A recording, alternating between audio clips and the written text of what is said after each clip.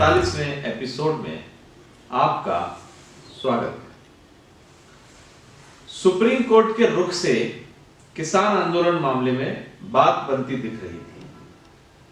सोमवार की सुनवाई से लग रहा था कि कृषि कानूनों पर जारी विवाद मामले में शीर्ष अदालत ने बीच का रास्ता निकाल लिया है। यह उम्मीद तब भी कायम रही जब मंगलवार को शीर्ष अदालत ने तीनों कृषि कानूनों पर अस्थायी रोक लगाने का आदेश दिया। हालांकि इसके बाद सुप्रीम कोर्ट की बनाई कमेटी के बाद समझौते की गाड़ी फिर से वहीं अटक गई।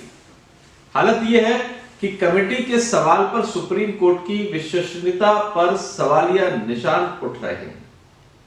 किसान संगठन के साथ साथ बौद्धिक वर्ग का एक बड़ा हिस्सा सीधे सीधे सुप्रीम कोर्ट की निष्पक्षता पर सवाल उठा रहा है। सोशल मीडिया में सुप्रीम कोर्ट पर सरकार के इशारे पर काम करने के आरोपों की बारिश हो रही है। किसान संगठनों ने आंदोलन जारी रखने और इस कमेटी के समक्ष पेश नहीं होने की खुली घोषणा की है।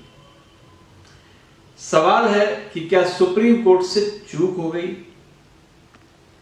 क्या शीर्ष अदालत कमेटी के संदर्भ में इससे बेहतर रास्ता निकाल सकती थी? आखिर क्या वजह है कि कमेटी में उन्हीं लोगों को जगह मिली जो नए कृषि कानूनों के समर्थक रहे हैं? अखबारों में इन कानूनों के समर्थन में लेख लिखे हैं।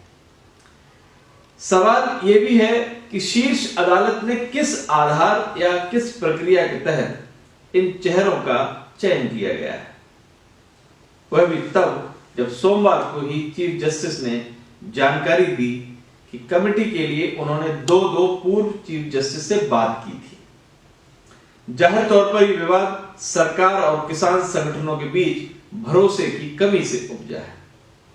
सुनवाई के दौरान भरोसा टूटने के लिए सुप्रीम कोर्ट ने सरकार को जिम्मेदार ठहराया।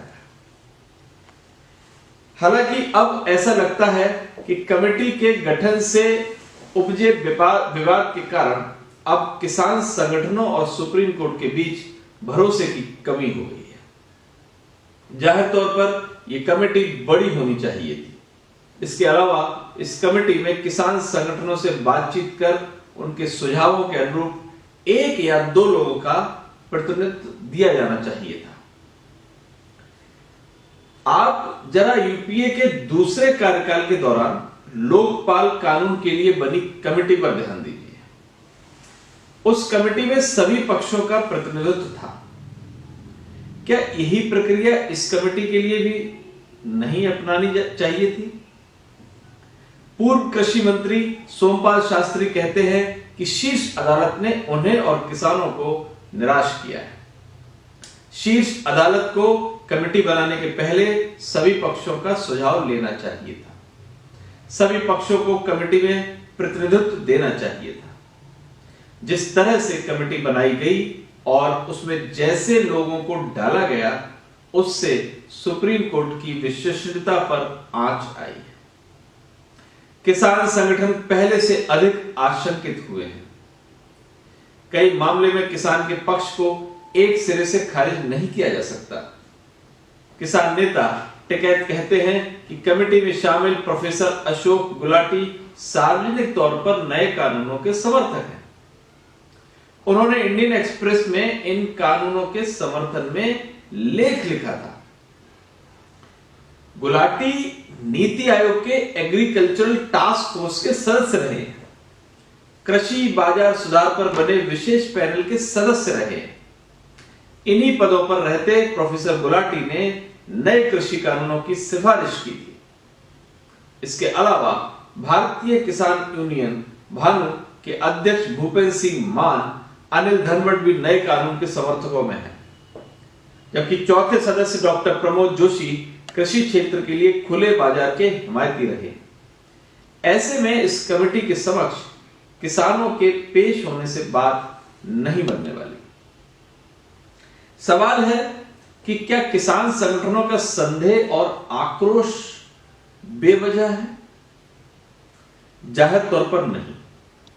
कमेटी और इसके लिए लोगों के चयन ने किसानों के मन में पहले से घर जमाए संदेह को और मजबूत कर दिया है। किसान संगठनों को लगता है कि सरकार के बाद अब सुप्रीम कोर्ट भी नए कानूनों को लागू करने की पक्षधर है। जाहिर तौर पर सरकार के बाद अब सुप्रीम कोर्ट और किसान संगठनों के बीच भरोसे का संकट खड़ा हो गया है। देश की इस अति महत्वपूर्ण संस्था की विश्वसनीयता और ईमानदारी पर आई आंच किसी भी दृष्टि से बेहतर संकेत नहीं है। सवाल है कि अब आगे क्या होगा। जाहिर तौर पर फिलहाल रस्साकसी जारी रहेगी। सरकार ये प्रचारित करने में सफल रहेगी कि आंदोलनरत किसानों को सरकार के साथ साथ अब सुप्रीम कोर्ट पर भी भरोसा नहीं है। सरकार पहले से ही कहती रही है कि किसान संगठन समाधान निकालने के इच्छुक नहीं है। ये समस्याएं खड़ी करने वाले लोग हैं। अब सरकार को सुप्रीम कोर्ट के इस निर्णय से अपनी बात रखने में आसानी होगी। किसानों पर चौतरफा दबाव पड़ेगा। हालांकि बेहतर होगा कि सुप्रीम कोर्ट इस कमेटी को बड़ा करे, कमेटी में दूसरे पक्षों को भी प्रतिनिधित्व दे। इसके बाद किसान संगठनों के समक्ष भी कमेटी से बातचीत करने के अलावा दूसरा विकल्प नहीं होगा। बातचीत होगी तो बीच का रास्ता निकलेगा। इसके उलट अगर रस्साकसी जारी रही, सुप्रीम कोर्ट इस मामले में अपने रुख पर अड़िग रहा और किसान संगठन भी अपने रुख पर अड़िग रहे, तो इस ऐसी अरुचिकर स्थिति पैदा होगी। ऐसी स्थिति जैसे सुप्रीम कोर्ट जैसे संवैधानिक संस्था की विश्वसनीयता पर सवाल उठेंगे।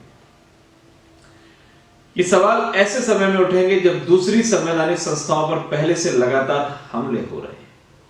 बीते कुछ सालों से खुद सुप्रीम कोर्ट भी लगातार एक वर्ग के निशाने पर है। जाहिर तौर पर हालात को बद से बदतर तक जाने से बचाने की जरूरत है। नमस्कार।